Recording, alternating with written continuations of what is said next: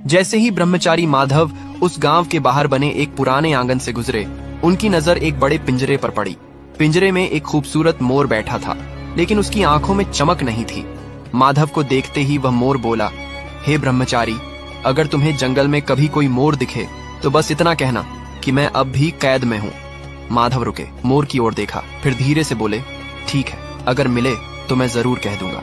कई दिनों की यात्रा के बाद माधव को एक हरे भरे जंगल में एक ऊंचे वृक्ष के नीचे कुछ मोर नाचते हुए दिखाई दिए।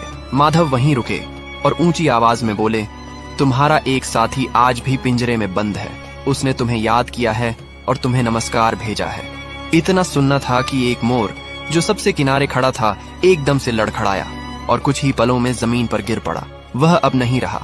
माधव कुछ नहीं बोले, बस कुछ देर वहां खड़े रहे, फिर चुपचाप आगे बढ़ गए। कुछ समय बाद वे फिर उसी गांव पहुंचे जहां वह मोर पिंजरे में बंद था। मोर ने दूर से ही माधव को देखा और उत्सुकता से पूछा, क्या तुमने मेरा संदेश पहुंचा दिया? माधव ने धीरे से जवाब दिया, हाँ, मैंने तुम्हारा संदेश पहुंचा दिया, पर तुम्हारा एक साथी यह सुनकर पेड़ से गिर गया और वहीं मर गया। इतना सुनते ही पिंजरे में बंद मोर कांपने लगा। उसके पंख फड़फड़ाने लगे और फिर वह एकदम शांत हो गया। आंखें बंद कर लीं और जैसे प्राण निकल गए हों। शिकारी दौड़ा, देखा मोर एकदम निष्प्राण पड़ा था। उसने पिंजरे का दरवाजा खोला और मोर को बाहर फेंक दिया, मगर जैसे ही मोर जमीन पर गिरा, उसने पंख फैलाए और उड़कर एक ऊंचे पेड़ पर जा बैठा।